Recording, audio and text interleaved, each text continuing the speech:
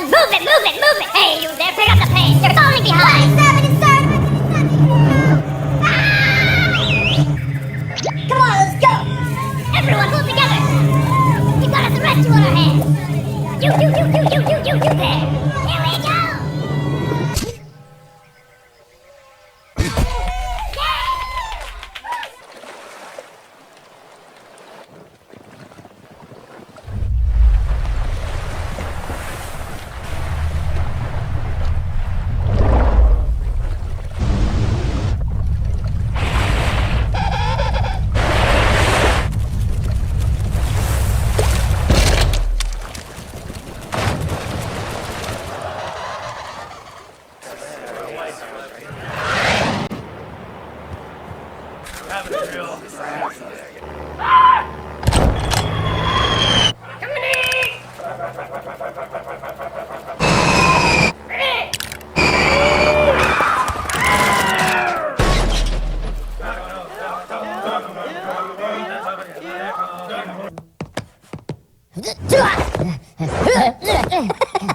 Narito na!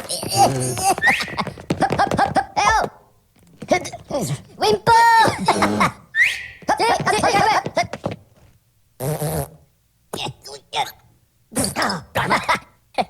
Okay, pivotara!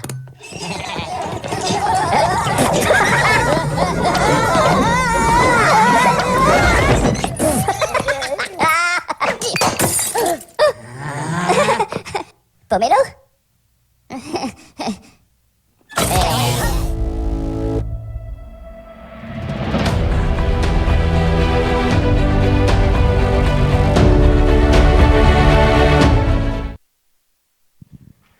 Bom, como perceberam, falar sobre liderança e sobre saúde mental também pode ter um momento mais cómico, mas acima de tudo com a mensagem por trás. Essencialmente este vídeo o que quer trazer é exatamente o que é a liderança, o impacto que esta traz e tem na saúde mental dos líderes e dos colaboradores. Portanto, eu aqui, acima de tudo, gostaria também, agora, de certa forma, pedir à Tânia Gaspar que fizesse aqui uma pequena introdução e aqui uma pequena abordagem desta relação entre a liderança e a saúde mental, que é, de facto, o tema que nós trazemos hoje. E já agora um pequeno comentário a este vídeo, que eu adoro e que o vi várias vezes antes de sequer de projetarmos. Olá, Ricardo, obrigada. Quero agradecer este convite, é uma honra, uma verdadeira honra estar aqui, pela qualidade do evento e pelo carinho muito especial que tenho pelos organizadores, pela Daniela e pelo Ricardo. Muito obrigada, é mesmo muito sentido. Também cumprimentar a Ana, é um gosto estar aqui neste painel e cumprimentar-vos a todos. Esta questão da liderança é algo que recorrentemente surge quando falamos de bem-estar. A investigação também comprova, a investigação que realizamos no laboratório comprova que, efetivamente, a liderança e o compromisso da liderança é dos fatores que está mais associado ao bem-estar dos trabalhadores e da própria organização. Mas às vezes falamos da liderança como se fosse assim um ser, enfim, não é? Transcendente. E a liderança é uma pessoa, não é? A liderança é um profissional. E a liderança trabalha com pessoas, com equipas, e aqui o que nós vimos nestes vídeos é, no fundo, e que muitas vezes é mais fácil nós, às vezes, até através do desenho animado, pensarmos um bocadinho em nós, é que o trabalho em equipa também tem que ser promovido, as pessoas têm que sentir que há espaço para isso, têm que sentir segurança psicológica em fazê-lo e, de alguma forma, isso tem que ser incentivado pela liderança. Agora, centrando na liderança, portanto, os líderes são pessoas que muitas vezes são pressionados pelas visões estratégicas, pela pressão para resultados da própria administração. Portanto, normalmente as administrações têm um pensamento muito mais global e muito pouco centrado nas pessoas. Portanto, eles têm uma visão, querem atingir objetivos, planeiam esses objetivos e depois transmitem às lideranças o que é que querem. Mas depois, essa liderança terá que transformar esse pedido nas pessoas que têm. Portanto, é com as pessoas que têm, com a característica individual de cada um e com os recursos que têm, que vai conseguir pôr em prática. E aí é que está o grande problema. Normalmente, há um grande desajuste entre aquilo que é o pensamento e os objetivos da administração e as capacidades e os recursos que as equipas têm para fazer.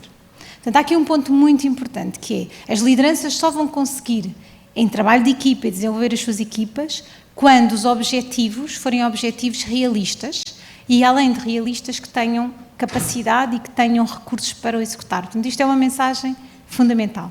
Exatamente. O vídeo comprovava. De facto, aqueles pinguins em conjunto conseguiram algo que não seria imaginável ao início. Isto é um pequeno exemplo, mas de facto isso transpondo para as organizações, nós vemos todos, e aqui temos muitos líderes presentes, que se identificam eventualmente com essas situações em que, como dizia a Tânia muito bem, estão ali o efeito de sanduíche entre o top management e muitas vezes também as equipas, e ter que gerir muito mais do que as tarefas técnicas, mas também a questão comportamental, emocional e todo esse desafio que é lidar e gerir e estar com pessoas e trabalhar com pessoas. Sim, a liderança é uma pessoa, não é? E é uma pessoa que, como todos nós, conseguimos gerir as situações e os desafios que surgem da melhor maneira que conseguimos, não é? O que acontece é que, às vezes, quando somos pressionados e quando não temos tanta segurança psicológica e quando não temos as ferramentas para o fazer, muitas vezes acabamos por adotar comportamentos menos corretos. Por exemplo, um dos principais queixas das lideranças é a falta de autonomia. Ou seja, basicamente é exigido que eles façam algo, mas depois não têm autonomia para depois, por exemplo, gerir a sua equipa, fazer as compensações a cada pessoa da sua equipa, articular depois novas contratações, colocar pessoas noutras posições. Portanto, muitas vezes há um pedido, mas não há essa autonomia. E as pessoas, quando sentem que não têm as ferramentas para fazer, às vezes as duas uma. O que acontece a alguns líderes fazem eles. Portanto, há muitos líderes que o que fazem então, olha, eu vou fazer. Que é para não dizer que não, vou fazer. E, portanto, o que é que acontece? E quando é o líder que tem burnout, não é? Outras vezes é que desinveste. Diz, olha, é assim, pronto, olha, já que não consigo fazer, não vou fazer e, portanto, continua. E acaba, muitas vezes, por responsabilizar as outras pessoas pelo insucesso das coisas. E, por outro lado, às vezes há uma defesa emocional. Portanto, afasta-se emocionalmente da sua equipa e começa a ter uma atitude, enfim, mais fria, mais distante, que realmente normalmente é sentida pelas equipas como um fator de risco. Daquilo que os profissionais dizem mais no nosso estudo, é que aquilo que eles gostam da liderança é que a liderança esteja ao seu lado, que a liderança esteja ao pé deles, que os ouça, que os acompanhe, que os oriente, mas que, por outro lado, acredite neles e que, de alguma forma, lhes dê segurança psicológica para inovar. Nós temos, efetivamente, imensos desafios novos. E nós, para conseguirmos dar vazão e para conseguirmos responder a estes novos desafios, temos que apostar na diversidade das formas de pensamento, das formas de agir, e tem que haver alguma gestão de risco para que as pessoas possam sentir que podem pôr ideias novas, podem propor soluções inovadoras e que, se correr mal, não vai cair tudo em cima delas a achar que é um erro, não é? Portanto, acho que agora gostava de deixar esta mensagem que a liderança também precisa de ter autonomia para, junto das suas equipas, conhecendo melhor as suas equipas, poder geri-las, valorizando as coisas boas de cada um e tendo em conta as fragilidades também de cada membro da equipa. Exatamente. Obrigado, Tânia. Mas, de facto, é o fomentar também das melhores capacidades da equipa, que sem autonomia é, de facto, impossível, ou pelo menos muito, muito difícil de concretizar. Ana, muito obrigado por estar aqui também connosco. E agora, enfim, lançava também a ti este tema e adorava que partilhasses este vídeo, o teu entendimento e a tua abordagem sobre este vídeo e como é que aqui o trabalho de equipa que nós vimos faz esta ponte com a liderança e com a saúde mental. Porque, de facto, nós estamos a falar de liderança porque é muito relevante em vários pontos, mas também de saúde mental. Sim, sem dúvida. Boa tarde a todos e a todas. Obrigada, Ricardo. Obrigada, Tânia. É sempre um gosto. Neste vídeo que eu também fui, entre aspas, obrigada a ver várias vezes, aquilo que de facto me saltou logo à atenção é que o líder tem, como a Tânia estava a dizer, de conhecer, de tomar responsabilidade, de sinalizar, de decidir quem faz o quê. E, na verdade, esta ideia é necessária para que os resultados surjam. Agora, para mim, o que me parece sempre ser essencial é que um líder não gere pessoas. Um líder gera processos, gera resultados. As pessoas não se gerem, lideram-se e inspiram-se. E desta forma é importante perceber que Estávamos a falar de segurança psicológica. Segurança psicológica não é só as pessoas poderem dizer o que querem, como querem, quando lhes apetece. Segurança psicológica, às vezes, é profundamente desafiante para o líder e para as pessoas, porque é estarmos expostos à diferença, ao desacordo, à novidade, e isso tem de ser feito num chão, não é? Muito empático, mas também muito promissor, não é? Porque a segurança psicológica é aquilo que nos permite diferença. E um líder, para permitir diferença, tem de ser profundamente seguro, não é? Na sua relação com a equipa, na sua relação com a gestão de topo, que nem sempre é fácil, não é?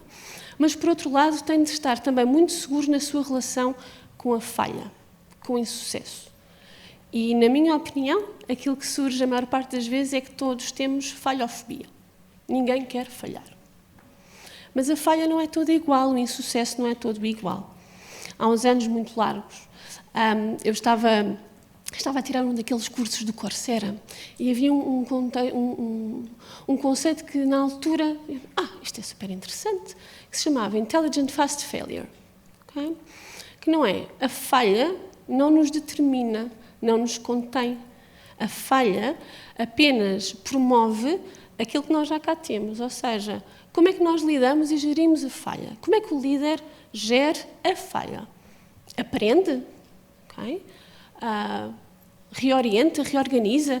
Ou seja, o insucesso é uma forma fantástica de aprendizagem, de melhoria, de inovação, como estavas a dizer. Há uns trabalhos muito interessantes de uma senhora chamada Amy Edmondson, para citar nomes, não é? Que tem precisamente esta ideia de falhar pode ser um aspecto essencial na inovação. E o que acontece muitas vezes é que, quando a gestão de topo está, de facto, focada nos resultados, e há pressões económicas, e há pressões estratégicas, e há orientações estratégicas, não é só o resultado que acaba por ficar, não direi sabotado, mas afetado, mas também aquilo que são as próprias ferramentas do líder em, efetivamente, poder gerir resultados, gerir processo e, mais importante que isso, na minha opinião, conseguir liderar e inspirar as pessoas a também elas poderem contribuir com alguma ideia, alguma sugestão, algum processo que permita efetivamente fazer uma diferenciação que eu acho interessante. Falamos todos de produtividade, otimizar produtividade. E a produtividade é um termo que a maior parte das vezes é confundido com eficiência. Nós temos um processo eficiente, é aquele que obtém o mesmo resultado com o menor gasto de recursos, certo? Todos nós queremos ser eficientes. Quando nós, de facto, temos um processo que se torna mais produtivo, o que nós estamos a fazer é produzir valor acrescentado. Mesmo que, e é este o grande desafio da liderança, que é perceber se nas minhas decisões faz sentido criar este espaço adicional para que haja uma produtividade que não tem só, de facto, a ver com eficiência. Neste sentido, a saúde mental acaba por ser de veras impactada. Nós vimos naquele vídeo inicial, antes da entrada, que efetivamente o burnout está mesmo aqui ao virar da esquina, está a virar da esquina para a maior parte dos colaboradores e, sobretudo, está a virar a esquina para os líderes também. Porque os líderes não têm só esta pressão dos resultados que têm de surgir, desta ideia de como é que eu melhoro um processo, como é que eu lidero e inspiro pessoas que, por várias e múltiplas razões, podem estar em várias fases do processo de burnout ou podem estar em burn-on. Okay? E, portanto, é difícil e é importante reconhecer que é difícil. Não sei se foi ao encontro do que esperavas. Sim, mas foste exatamente agora ao ponto que eu queria pegar, que era a saúde mental dos líderes. E agora, voltando aqui para a Tânia, voltava aqui também a pegar nesse tema, porque eu acho que era aqui que nós queríamos chegar também com a liderança. Então, e os líderes? Quem é que cuida deles? Se eles próprios muitas vezes estão perdidos, no bom sentido de tentar agradar às suas equipas, agradar ao top management, e às vezes alguns, enquanto top management, com os mesmos desafios para os shareholders e tudo mais. Então, e eles? Quem é que cuida deles e como é que eles deveriam cuidar? Não são, por exemplo, eu diria, têm um risco acrescido, como falamos há pouco, da questão não só do burnout, mas de desenvolver a doença mental ou de, pelo menos, entrar ali numa situação enfim, menos positiva quanto ao seu bem-estar e ao seu well-being. Tânia, o que é que me Bem, diz sobre Ricardo, estavas a perguntar e eu estava aqui a imaginar várias coisas que queria dizer, vamos lá ver se isso? Eu não... percebi que me alonguei imenso. Bem, então, por um lado, acho que é importante pensarmos o que é a saúde mental de uma pessoa. Portanto, que eu continuo a dizer que não se esqueçam que os líderes são pessoas, não é? Não são algo estranho, são pessoas. E uma das questões é, saúde mental não é a ausência de doença mental. Está bem? Nós já queremos mais, nós queremos muito mais do que as pessoas não estarem deprimidas, ansiosas. Portanto, isso é um ponto, já vamos lá, mas queremos que as pessoas estejam bem. E segundo, a saúde mental, isso implica relações interpessoais positivas, empatia, relações laborais e familiares e sociais boas. A seguir, conseguir fazer o meu dia-a-dia e escolhas de estilo de vida saudáveis. Dormir bem, comer bem, fazer exercício, funcionar no meu dia-a-dia, manter as minhas obrigações profissionais, escolares, etc. Número 3, lidar com os acontecimentos de vida. E pode ser acontecimentos de vida normais, todos nós, cada vez que entramos numa etapa diferente da nossa vida, nós temos um bocadinho que nos reinventar. Não é? Quando entramos no mercado de trabalho, quando mudamos de empresa, quando vamos viver com uma pessoa, quando temos filhos, etc. Tudo isto nós precisamos de pensar assim, digamos que atualizar competências, né? Que eu usava esta forma de estar até aqui, mas agora preciso de ter coisas novas. E depois também adaptar-nos aos nossos acontecimentos de vida, que é assim, toda a gente aqui nos últimos 5 anos é um campeão, não é? Porque tem acontecido coisas atrás de coisas que eram inimagináveis, não é? E que nós estamos a conseguir integrar e encaixar, a maior parte de nós, não é? Então, portanto, estás a ver, isto faz parte da saúde mental. E por último, a capacidade de prosperar naquela perspectiva do sentido da vida. Ou seja, eu ter um sentido, e eu sou psicóloga clínica, e sinto que cada vez mais, e eu fico muito feliz com isso, vejo pessoas na casa dos 45, 55, em que param e dizem, não, eu estou farta de viver com os objetivos, não sei de quem, que me foram impostos pela sociedade, pelos meus pais, afinal, o que é que eu quero? O que é importante para mim? O que é que me move? E, portanto, eu desafio toda a gente a parar e fazer este pensamento, que é o que é que faz sentido. Porque imaginem uma coisa, fazer e andar e caminhar sem sentido e sem significado não dá, não é? Não é bom para a nossa saúde mental. Portanto, isto é o que nós todos devemos fazer. Então, um líder deve, número 1, promover esta saúde mental para si, ou seja, ter um equilíbrio na sua vida profissional e pessoal, ter também atividades desportivas, familiares, de lazer e pensar em si. Autoconhecimento, saber como é que reage, como é que age. Depois deve promover isto nas suas pessoas, não é? Portanto, ou seja, deve promover que elas façam esse trabalho e que também partilhem e possam mostrar esse trabalho. Por exemplo, o modelo da liderança é fundamental. Aquela ideia de, ok, vamos pôr umas normas de que toda a gente sai às 6 e ao fim de semana não se trabalha, etc. E depois é o próprio líder que marca uma reunião para as 5h30. Ou então que manda um mail importantíssimo às 6 a dizer, olha, não é para fazerem hoje, mas olha, amanhã vamos começar. Então a pessoa fica logo ali, não é? A pensar a noite toda do que é que lhe vai acontecer. Portanto, existe uma série de procedimentos que nós, psicólogos, conseguiríamos aconselhar, não é? No sentido de nós podermos prevenir, ou seja, antes de termos problemas de saúde mental, podermos prevenir para não nos colocarmos em situações que nós já sabemos que são complicadas. Há muitas pessoas que me perguntam, então, eu atendo um telefonema da minha chefia, o que é que eu faço se ela me pede uma coisa? Eu não posso dizer que não. Eu adoro esta história. Nós temos uma série de crenças baseadas não sei bem em quê, que nos dizem, eu não posso. Mas já pararam para pensar porque é que vocês acham que não podem? O que é que vai acontecer? Eu só me lembro daquela situação, lembram-se das crianças que a gente dizia 1, 2, 3, vou contar até 3, senão, o que é que a gente imaginava que acontecia ao 3? E aqui é um bocadinho a mesma coisa. É que não acontece nada, em grande parte das vezes, eu até diria em todas, mas em grande parte das vezes não acontece nada. E, portanto, nós temos que parar e pensar, mas porquê que grande parte das vezes somos nós próprios que acabamos por nos obrigar e por fazer com que levemos as coisas. Portanto, a liderança eu hoje assumi que a palavra-chave para a saúde mental das lideranças e das suas equipas e das organizações é a assertividade.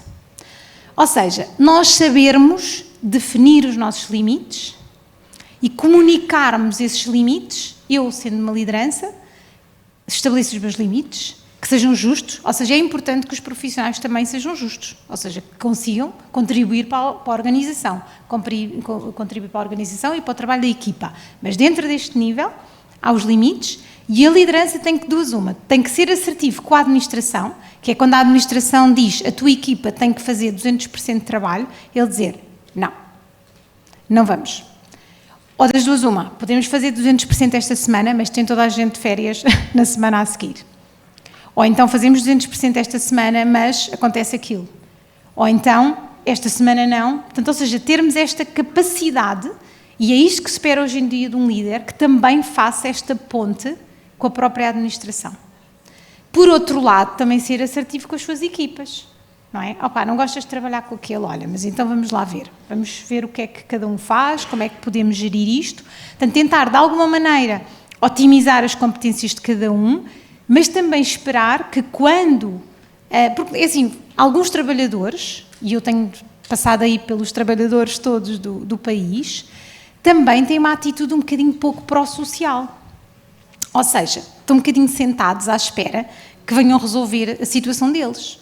E, portanto, há exemplos muito interessantes que saíram dos próprios trabalhadores, que se juntam e eles próprios fazem parte da solução. E, portanto, uma organização saudável será quando, efetivamente, toda a gente, os profissionais, as lideranças e a própria organização, todos juntos, tenham o objetivo da saúde e da sustentabilidade. E, de facto, a comunicação é fundamental. E a capacidade, como falavam há pouco, e já foi referido anteriormente, da questão da segurança organizacional, não só do ponto de vista físico, mas psicológico, para que a pessoa possa partilhar as suas ideias sem medo de eu vou partilhar e vou ser julgada vai haver um juízo de valor sobre aquilo que eu vou referir. Mas também, o que referiu muito bem, que é a questão de nós sabermos os nossos limites e podemos dizer que não. Porque sabemos que passando aquele limite, nós estamos a entrar numa red line, numa red zone, que é muito difícil depois, muitas vezes, voltarmos. E, de facto, isso é relevante. Ricardo, deixa-me só acrescentar uma coisa. Escrevi recentemente um artigo que está disponível publicamente, que se chama As Lideranças Empáticas. E também existem riscos. Ou seja, nós temos de ter algum cuidado, porque, no fundo, a equipa também tem que ser gerida e, muitas vezes, o líder deve ouvir todas as pessoas, deve ter em conta, mas há alturas em que realmente tem que ter uma capacidade de tomada de decisão. E, portanto, temos de ter aqui porque às vezes há líderes que me dizem assim, mas o que é que eu faço? Eu tenho um profissional que está, por exemplo, com problemas de saúde mental, imagina, uma depressão, e ele não quer pôr baixa, não quer tratar-se, mas está a destabilizar uma equipa toda. É importante também demarcar, para não estarmos a fazer isto ao contrário, não é? Quais são os limites da ação da própria organização e da liderança na saúde mental dos seus colaboradores, não é? Portanto, isto não é fácil, exatamente, mas é um equilíbrio que também temos que ter em conta. Obrigado, Tânia. Ana, eu aqui colocava-te a questão similar, mas com base na tua experiência também, enquanto líder de uma equipa, mas também enquanto, profissionalmente, a lidar com líderes de outras organizações.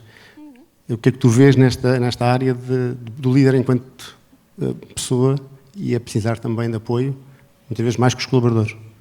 O líder merece ser cuidado. Este, para mim, é o ponto essencial. Vai haver um workshop daqui a uns horas, minutos, não sei, que tenho todo o gosto em convidar-vos, não sei o que vou dar, mas convido-vos desde já, precisamente, sobre cuidar dos líderes e dos colaboradores. Eu acho que o líder tem, de facto, um papel muito ingrato e, às vezes, acaba por incorporar uma persona não grata. E isto só por si acaba por ser profundamente desestruturante ou pode ser profundamente desestruturante.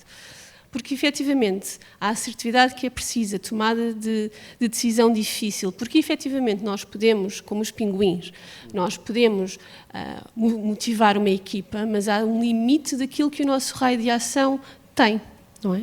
E, por outro lado, há aquilo que é a responsabilidade individual no bem-estar de cada um. Claro que o líder pode e deve ter este papel preponderante na melhoria das condições da distribuição de tarefas, da gestão da carga de trabalho e tudo, mas na verdade há depois também aquilo que é o próprio limite e a responsabilidade individual de cada um. Este é um ponto essencial. Em termos de saúde mental, aquilo que eu creio que acaba por ser mais visível é que os líderes, para mim, têm várias camadas, várias facetas, não é?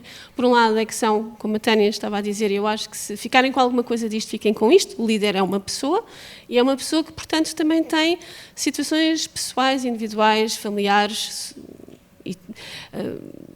e logísticas da sua própria vida pessoal, por um lado, e, por outro lado, tem esta função que é, como tu lhe estavas a chamar, a função sanduíche. Mas, no entanto, isto vem com desafios muito específicos. E estes desafios muito específicos, regra geral, não têm uma correspondência de estratégias. Ou seja, a quem é que eu me viro para comunicar más notícias? A quem é que eu me viro para fomentar ou para dizer que, neste momento, vamos ter de trabalhar a 200%?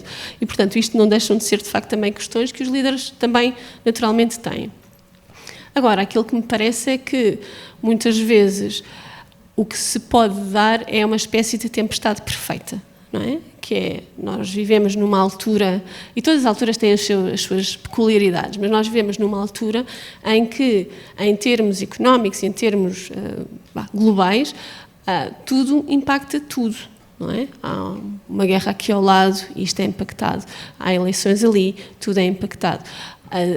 E, nesse sentido, isso acaba por afetar também aquilo que são as interseções da própria capacidade do líder, não é? De, a partir daquilo que é a sua própria experiência, da experiência da equipa, de uma forma muito empática, saber o que é que cada pessoa está a passar, mas também esta ideia da hiperresponsabilização. Okay? Para mim, esta hiperresponsabilização acaba por ir ao encontro da ideia das expectativas irrealistas. Estas expectativas irrealistas acabam por ser profundamente limitadoras, não é? Ou seja, se eu não fizer, mais ninguém vai fazer. Deleguemos, partilhemos. Mas se eu não fizer, e mesmo que eu não faça, é que isto é que é mais difícil, que é mesmo que eu faça o que é suposto, há um lado de angústia, há um lado de percepção de falha, há um lado de insuficiência que acaba por surgir de uma forma muito insidiosa e que acaba por levar também, muitas vezes, a uma ideia que tem estado muito em voga, aí que fiquem a saber, não se chama síndrome do impostor, mas fenómeno do impostor, que afeta particularmente grande parte das lideranças precisamente por causa disto. Ou seja, eu tinha um professor na faculdade que dizia algo em que eu acredito piamente, que é a psicologia explica tudo. E explica tudo, não só em termos clínicos, mas também em termos organizacionais e sociais. No sentido de, nós não vivemos numa redoma, a organização não é uma redoma. Se eu tenho estas crenças limitantes, é muito provável que elas tenham uma origem ou uma forma de se manifestar nas várias facetas da minha vida. E nesse sentido, a saúde mental do líder não é só, ou não é tanto a saúde mental do líder, mas a saúde mental da pessoa com determinados desafios específicos. E por isso é que é importante dizer, pode ser muito frustrante, mas não tem de ser assim, que o líder seja, na maior parte das vezes, uma persona não grata. Porque a gestão de topo diz, mas vocês têm de fazer isto, e a equipa diz, mas nós não conseguimos fazer isto, por favor, ser mais humano. Pelo amor de Deus, por definição, somos humanos. E acaba por ser particularmente desafiante. Devo-vos dizer que na minha interação com líderes, o Ricardo estava a dizer que eu sou líder, a minha equipa decidirá, porque na verdade não é líder só quem tem este cargo. Aliás, arrisco-me a dizer que há gente que está num cargo de liderança e que na verdade poderá ser chefe, poderá ser manager, poderá ser gestor, mas não sei até que ponto é que de facto lidera as suas pessoas. E haverá pessoas que, não tendo este cargo formal, o poderão ter e ser extremamente influenciadores numa determinada equipa ou num determinado contexto. Mas, efetivamente, não tem de ser assim. E é importante que o líder consiga, de alguma forma, conhecer-se e, sobretudo, ter alguma distância e ter algum espaço e alguma autocompaixão. Porque, na verdade, somos todos humanos. Exatamente. E o líder é uma pessoa como outra qualquer, portanto, tem os mesmos problemas familiares, tem o mesmo impacto, como dizia há pouco, logístico, portanto, passa pelo mesmo qualquer um de nós. Seja líder, não seja líder, a questão é fulcral e a causa e a base está na pessoa. Muitas vezes não está só na questão da liderança. Uma das coisas que gostava também é de abordar e de trazer também a nível de informação e também é o papel do líder, neste caso, ou de quem está em lugares de liderança, o impacto que poderá ter enquanto promotor e fomentar o bem-estar e o well-being, utilizando aqui a terminologia em inglês, o well-being das suas equipas e de quem o rodeia. Como a Ana dizia, pode não ser a sua equipa, pode ser quem o rodeia e pode ser um promotor ativo nisso. Entende? Como é que, de uma forma prática, como é que o líder ou como é que é uma pessoa, vamos resolvendo a base, como é que uma pessoa pode promover o bem-estar de outras com quem lida pessoalmente e também profissionalmente? Bem, essa resposta é, podemos pensar um bocadinho como é que nós gostamos de ser tratados, não é? Portanto, pensarmos um bocadinho o que é que nós valorizamos. E, portanto, eu continuo a bater na tecla da assertividade. Portanto, número 1, autoconhecimento, não é? Portanto, a pessoa, o líder, a conhecer-se a si próprio. E depois é assim, e tentar, porque há várias estratégias de liderança. Há líderes que são mais na perspectiva da empatia e mais calorosos e afetivos e é por aí que conduzem e apoiam a sua equipa. Há outros que são mais inspiradores, dando, digamos, o modelo e etc. Portanto, há várias formas de fazer isso. Mas, essencialmente, o que é importante é que aquilo que propõe à sua equipa seja algo que já foi negociado com a administração e seja realista. Ponto 1. Depois, na sua equipa, comunicação. Nós falamos imenso desta questão, mas continua a ser uma questão. Comunicação entre as pessoas. Ou seja, eu sei que não é fácil, já viram? Eu quero dizer uma coisa, e quando eu penso uma coisa para dizer, eu quando abro a boca já não estou a dizer aquilo que estou a pensar, ok? Portanto, nunca consigo pôr bem em palavras aquilo que eu estou a dizer. E o outro vai entender segundo o seu padrão de referência e não segundo o meu. Portanto, não haver mais confusões entre as pessoas até é algo estranho, não é? Portanto, esta comunicação implica que eu tenho que perceber o que é que eu quero dizer e tenho que ver como é que aquela pessoa vai perceber aquilo que eu estou a dizer. E, portanto, isto é algo que, portanto, a comunicação com a sua equipa, e tanto com a equipa no seu todo, como cada sujeito individual, se for feito com muito cuidado, tem resultados espetaculares. Porque nós conseguimos, por exemplo, há pessoas que é muito importante valorizar algo que elas fizeram. Há outras pessoas, portanto, no fundo, se nós soubermos bem o que é que vai tocar naquela pessoa e o que é que vai fazer sentido para aquela pessoa, nós vamos muito melhor conseguir que ela faça aquilo com motivação e com otimização das suas competências. Outro ponto é o exemplo. Ou seja, nós devemos realmente, por exemplo, a questão do assédio é um ponto que nós temos percentagens de 20% para cima de assédio em contexto laboral. E muito deste assédio tem a ver com a comunicação, portanto, com a forma bruta, hostil, não é? Que nós falamos, que às vezes as lideranças falam com os seus profissionais. E, portanto, esta questão da pessoa comunicar e comunicar de uma forma respeituosa e tendo em conta realmente o respeito pelo outro e sem o agredir, sem o minorar, sem o inferiorizar, é algo muito importante. Por exemplo, os trabalhadores dizem muitas vezes, quando nos devem chamar a atenção, não devem fazer isso publicamente. Vocês devem chamar o profissional e dizer-lhe, olha, este feedback é positivo, é negativo, mas haver aqui uma aproximação. Claro que se calhar numa equipa mais avançada, isto já pode ser feito em grupo e haver uma segurança, isto até ser construtivo para o grupo. Mas temos que perceber se já temos a equipa aí ou não, não é? Pronto.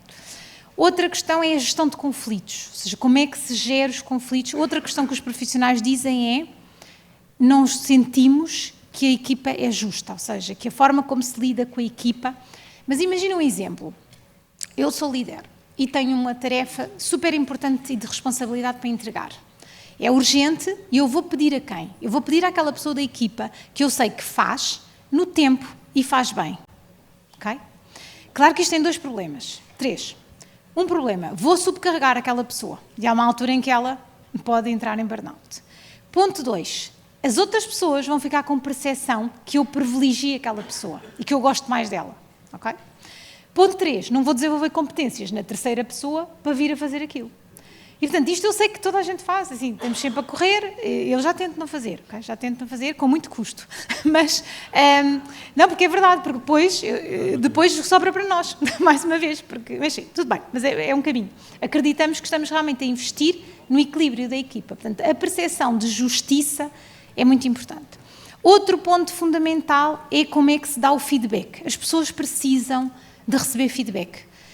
Imagina as pessoas não saberem se o que estão a fazer está alinhado, está bem, não é? Portanto, haver aqui, normalmente, olha, é isso, olha, obrigada, foi importante, conseguiste fazer, portanto, a valorização. E, por outro lado, também para haver espaço e segurança para quando as coisas não estão tão bem, também ser dito. Nós temos um bocado a cultura que é, o que está bem feito era suposto, não é? E, portanto, só criticamos aquilo que está mal feito. Exatamente. E, não há portanto, reconhecimento daquilo que foi bem feito, mas sim sempre apontar à falha, como referimos há pouco. A falha sim é que se aponta. Eu estive nos Estados Unidos e eu sentia-me só me se enfiar num buraco. Porque eles estavam sempre a dizer, great, tudo o que eu fazia era maravilhoso, era espetacular. E eu já não está nada habituada a receber elogios, não é? Mas porquê? Quer dizer, é assim, se para haver espaço, para nós conseguir, para não sentirmos sempre que estamos em cumprimento, que estamos a falhar, que não servimos para nada, ou seja, não há ninguém, eu acho, não é? Que faça tudo bem. Portanto, nós temos realmente que haver espaço para o erro, mas para haver espaço para o erro também tem que haver espaço para valorizarmos as coisas que estão bem feitas. Portanto, este feedback, seja positivo, seja negativo, mas equilibrado, também é algo fundamental para promover a equipa. Outro ponto é nós estarmos atentos à saúde mental dos nossos colaboradores. Além de estarmos atentos à nossa, por exemplo, há uma grande correlação entre o engagement e o burnout. Ou seja, a gente acha que estar muito envolvido é maravilhoso. QB, não é? Porque estamos demasiado e não sabemos os limites, entramos em burnout. E, portanto, eu estar atenta à minha equipa e perceber que há pessoas que efetivamente já estão a não conseguir estabelecer os seus limites, faz parte do meu trabalho dizer, olha, espera lá agora, vais parar um bocadinho e depois, porque precisas de cuidar de ti. Por outro lado, cuidar de si. Acho que os líderes, eu na clínica, quando os líderes me chegam em burnout, todos eles, se vocês tirassem uma fotografia à liderança, assim super empoderada, não é? E à pessoa que eu tenho ali, não reconhecíamos as pessoas. E se dissesse àquela pessoa, uns meses antes, que ela ia estar assim, ela não acreditava. Eu sou forte. Quem tem burnout são os fracos, não é?